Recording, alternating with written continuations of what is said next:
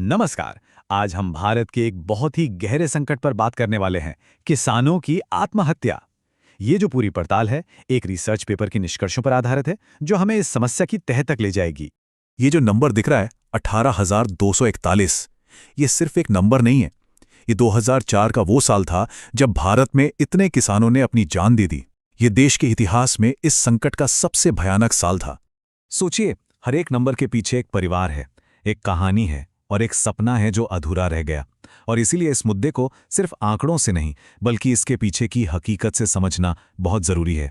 चलिए, सबसे पहले इस संकट की गहराई को समझते हैं और उन आंकड़ों पर एक नजर डालते हैं जो इसकी कहानी बताते हैं।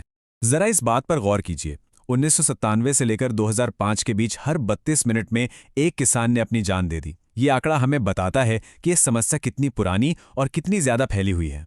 तो सवाल यह है कि यह संकट देश में आखिर फैला कैसे। आइए देखते हैं कि यह कहां और कब सबसे ज्यादा गहराया। देखिए, ये प्रॉब्लम पूरे देश में एक जैसी नहीं है। डेटा साफ साफ दिखाता है कि कुछ राज्य हैं जहां हालात बहुत ज्यादा खराब हैं, जैसे महाराष्ट्र, तेलंगाना और कर्नाटक। अकेले महाराष्ट्र में 3,000 से ज्यादा मामले दर्ज हुए हैं, जो इसे इस त्रासदी का एक तरह से केंद्र बना देता है। ये कोई नई समस्या नहीं है, ये दशकों से चली आ रही है। 2004 में आंकड़े अपने पीक पर थे, उसके बाद थोड़ी कमी तो आई, लेकिन ये संकट आज भी एक बहुत बड़ी चुनौती बना हुआ है। अब सवाल ये उठता है कि इन आंकड़ों में ये उतार चढ़ाव क्यों आया? तो आखिर कौन है ये लोग? इन आंकड़ों के पीछे का चेहरा क्या है?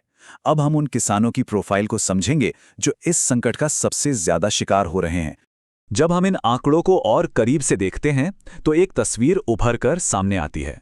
ज्यादातर पीड़ित मध्यम आयु वर्ग के पुरुष हैं जो अक्सर परिवार की पूरी जिम्मेदारी उठाते हैं, और इनमें से कई अन्य पिछड़ा वर्ग यानी ओबीसी और अनुसूचित जाति यानी एससी समुदायों से आते हैं, जो पहले से ही कई सामाजिक और आर्थिक चुनौतियों से जूझ रहे होते हैं।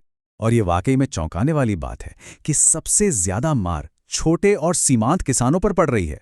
लगभग 80% प्रभावित किसान इसी ग्रुप से हैं, जिनके पास जमीन या तो बहुत कम होती है या फिर संसाधन ना के बराबर होते हैं। तो अब सबसे बड़ा सवाल, आखिर इस तबाही की असली वजह क्या है? चलिए उन कारणों को समझते हैं जो किसानों को निराशा के इस गहरे कुएं में धकेल रहे हैं। हाँ, आखिर वो कौन सी वजह हैं जो किसी किसान को इतना बेबस कर देती हैं कि वो ऐसा कदम उठा ले? इस निराशा के चक्र को आखिर चला क्या रहा है? ये आंकड़ा देखिए, भारत के आधे से ज्यादा, जी हां 52% कृषि परिवार कर्ज में डूबे हुए हैं। यही कर्ज इस पूरे संकट की सबसे बड़ी और सबसे सीधी वजहों में से एक है। लेकिन देखिए, बात सिर्फ कर्ज की नहीं है, ये कई सारी मुश्किलों का एक जाल है। खेती की बढ़ती लागत, कभी कभी फसल का खराब हो जाना, परिवार की जिम्मेदारियां, ऊपर से कोई बीमारी आ जाए, और इन सब पर पानी की भारी कमी। जब ये सारे दबाव एक साथ आते हैं तो हालात काबू से बाहर हो जाते हैं। तो जब हालात इतने खराब हैं तो सरकार ने क्या किया? इस लगातार चल रहे संकट पर सरकार की क्या प्रतिक्रिया रही है? आइए देखते हैं। सरकार ने इस संकट से निपटने के लिए 2008 में एक बहुत बड़ा कदम उठाया था।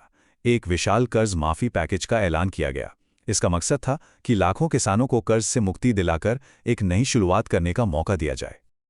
लेकिन यहां एक लेकिन है। सरकार के इस बड़े कदम के बावजूद 2014 में भी 12,000 से ज्यादा किसानों ने आत्महत्या की। ये आंकड़ा हमें बताता है कि सिर्फ कर्ज माफ कर देना ही इस गहरी और जटिल समस्या का कोई स्थायी समाधान नहीं है। तो इन सब बातों से एक चीज तो साफ हो जाती है कि किसानों की आत्महत्या का संकट आज भी एक बहुत बड़ी और अनसुलझी राष्ट्रीय चुनौती है। ये जो बात अब सामने आ रही है, ये सीधे रिसर्च पेपर से है, और ये एक तरह की चेतावनी है।